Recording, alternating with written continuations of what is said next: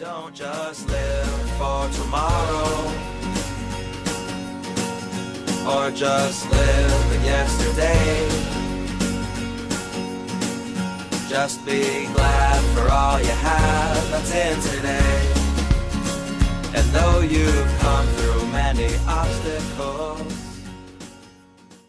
Hey everyone, Connie here, and welcome to my blind reaction to OKKO Season 2, Episodes 32 and on? Let me check. 33 and on. That is why I checked.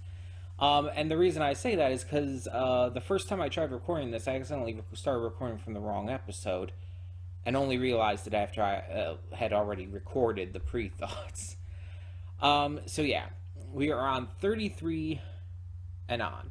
And I say and on because, as usual, we are just taking it as it goes. We'll do as many episodes as I end up feeling is necessary, as many episodes as I feel is good.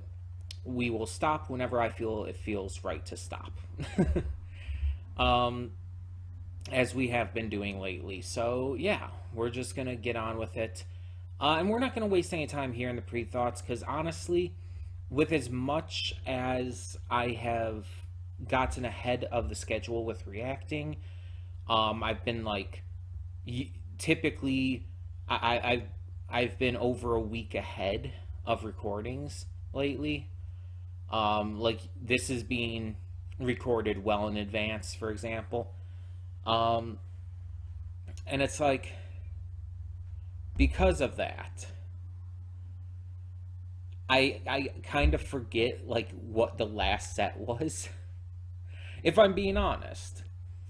And I could look it up. I could easily look it up. But I think we're just going to make this a little quicker, make this a little more streamlined. Because most of these episodes are episodic anyways, and like you already had all my thoughts on them. I don't need to share them again. I really don't. If you've already seen the reactions and everything, which you should have, you should be watching these in order, then you know my thoughts on those episodes. So, we're just going to get on with it and hope for the best with this set. As usual, I don't know what to expect, but we're just going to get right into it. So when the screen fades to black, pause this redirect and go to the description below. Follow the link to the reaction, and after you watch it, come back here to the redirect and resume play. Because after it fades to black and it fades back in, everything from that point forward will be my afterthoughts and will contain spoilers to the episodes. So, that being said, thank you so much for tuning in, and I will see you at the reaction. And we are back, and we'll begin with spoilers in 3, 2, 1, now. Okay, so this was a very interesting set that had a lot of interesting imagery. And some pretty upsetting imagery. But let's talk about each of these 4 episodes here, 33 through 36. 33 was I Am Jethro. And this one is pretty interesting because we have a Jethro who gets more glorbs put into him than all the others, causing him to have a little more sentience and intelligence than all the others. Not to mention he gets these pretty anime eyes, is able to grow arms and legs, and it's like he wants to dance. So he ends up going with Shannon and Daryl to the fight, typical bodega fight, and he and KO end up like talking and kind of hanging out and stuff.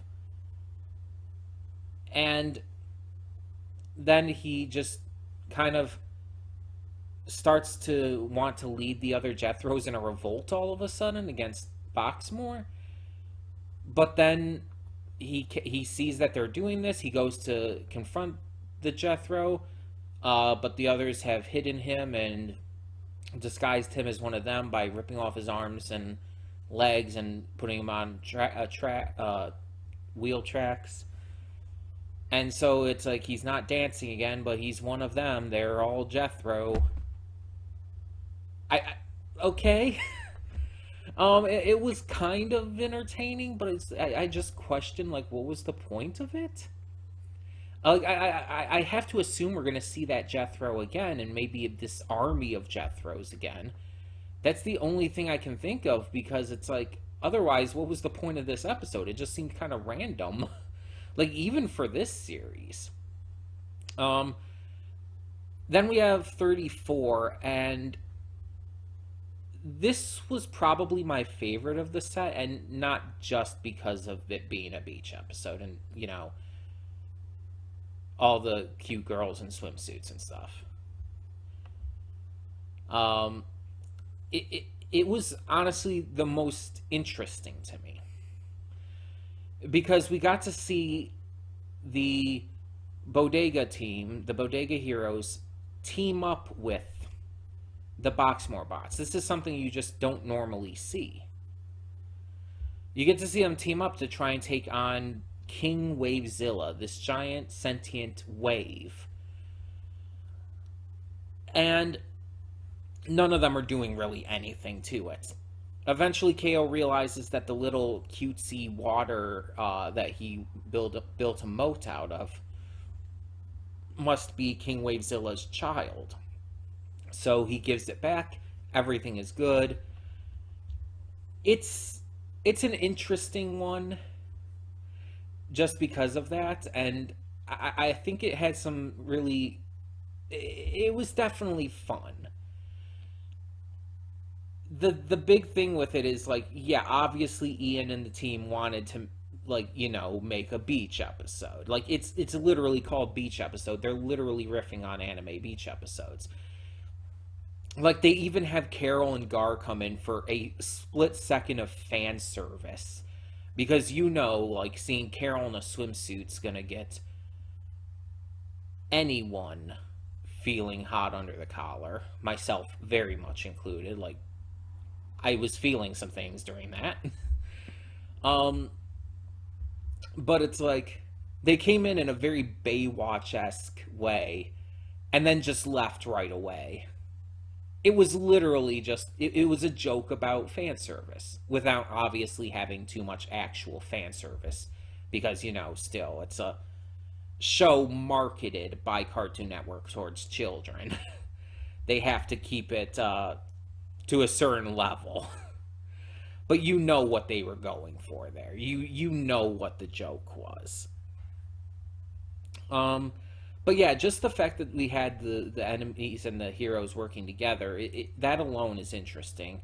And I just thought it was really fun. I thought it was the most fun, most interesting episode of this group.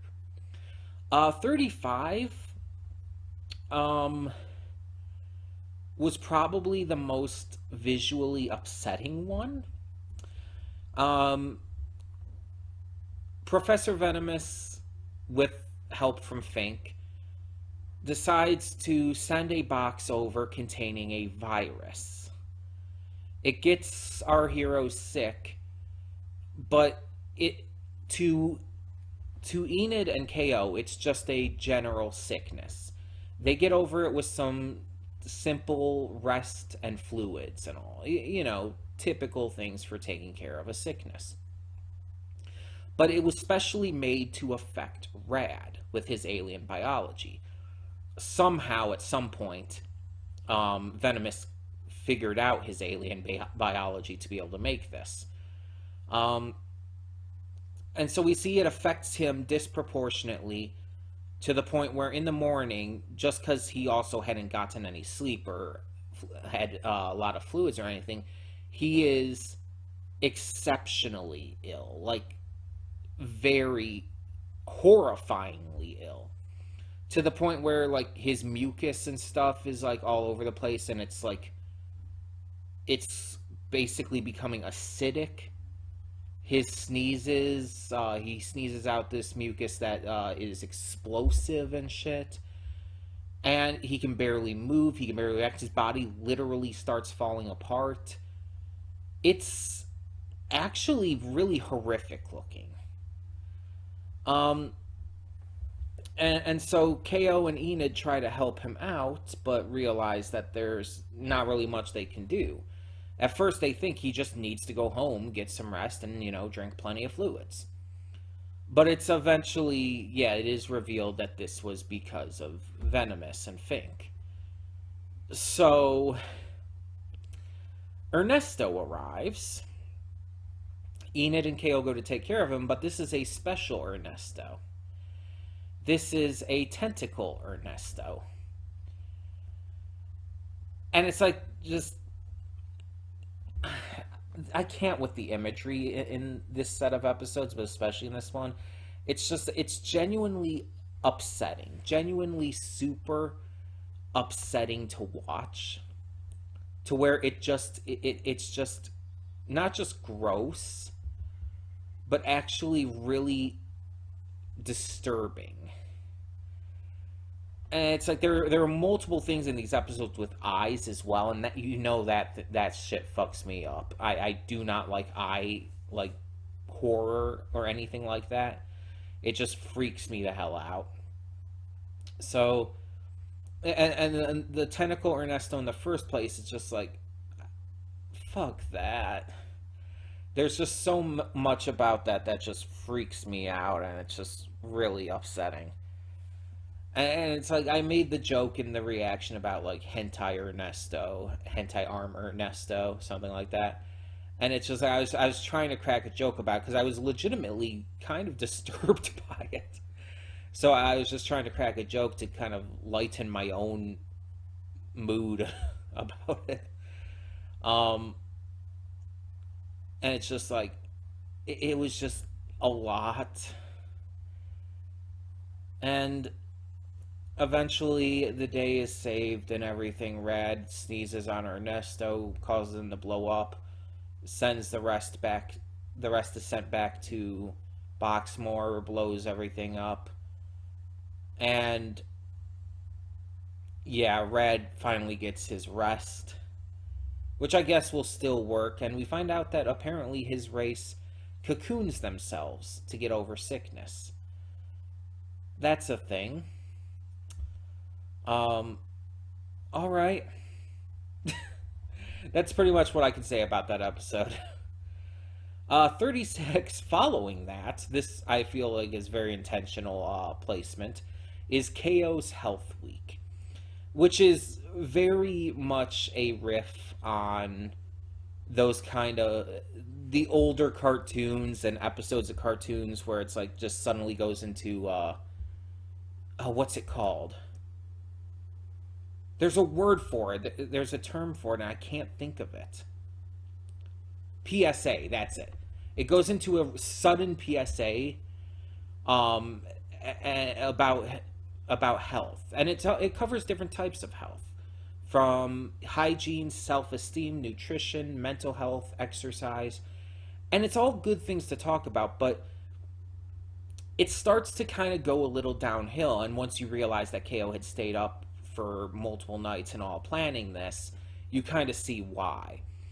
Like, some of the stuff is like, oh yeah, eat healthier and like brush your teeth and stuff. It's like, okay, sure. But then especially once it starts talking about the mental health stuff, it starts to kind of lose its track, and it's like, some of that may not be as helpful as you think it is. See, everyone is different, and everyone has to be approached with mental health differently. No two people can face the same kind of things.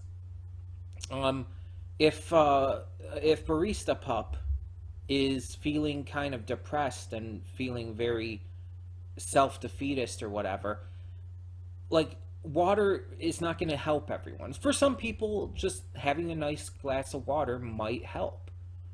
For some people, meditation might help. But that's not going to help everyone. The problem is you can't just assume. If you just assume, it could end up making things worse. And you never want that. You have to be able to find ways to help them that will help them. And a lot of times, you're not going to know what that is. Only they will. And you have to find that out from them. Like, for me, for example, when I'm really upset by something, or when I'm like really in deep in depression or whatever, I tend to watch stuff, and I tend to watch stuff a lot anyways. But I will actively go to something that I know will typically make me happy.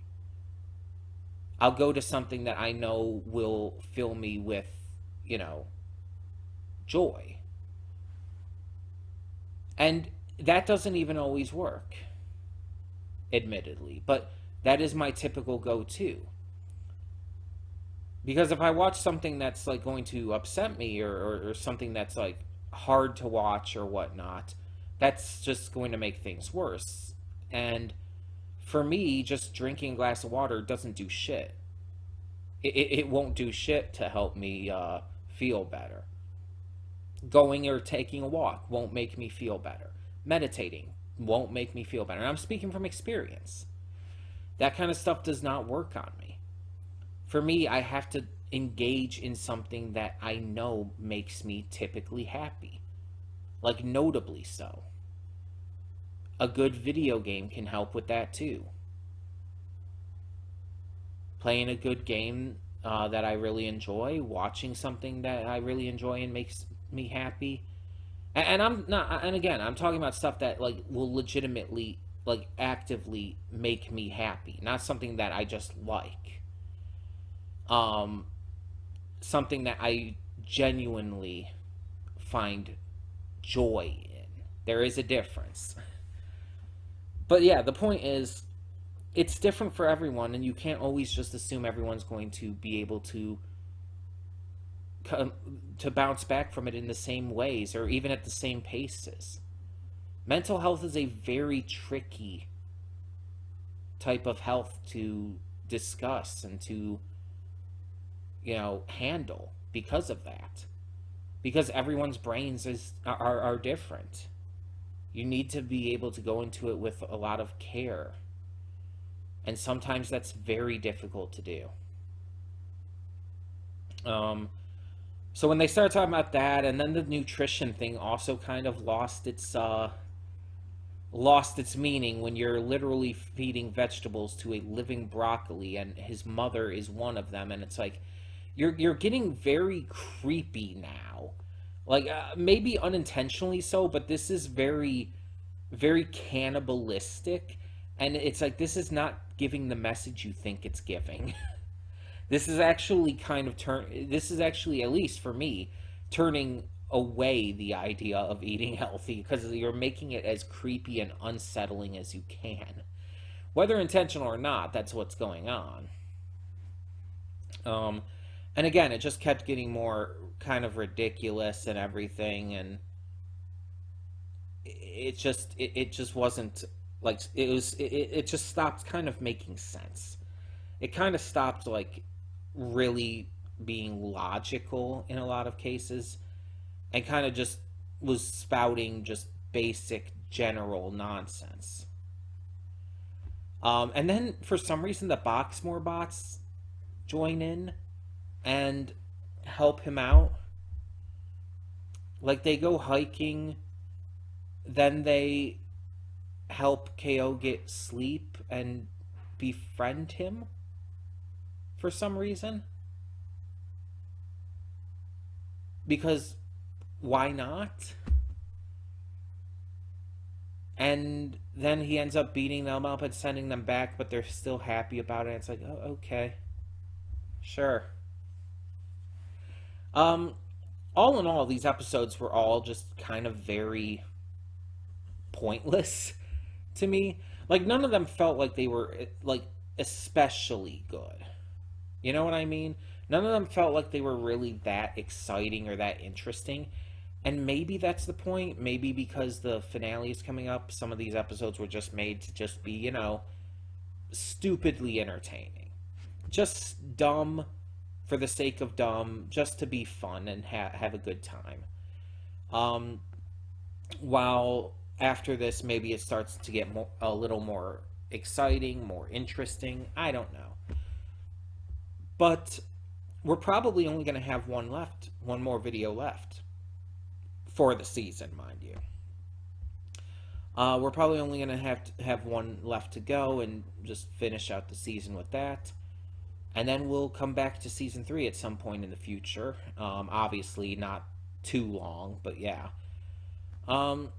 Either way, there was still some good, enjoyable stuff here. Again, I really want to know about that one mer person in the beach episode. But it was fun. It was interesting. And I had a good time. That's as much as you can really ask for. So tell me in the comments below what you thought of these episodes of OKKO Season 2, and thank you so much for tuning in. For now, I'm Connie, and I'm signing off. See y'all next time.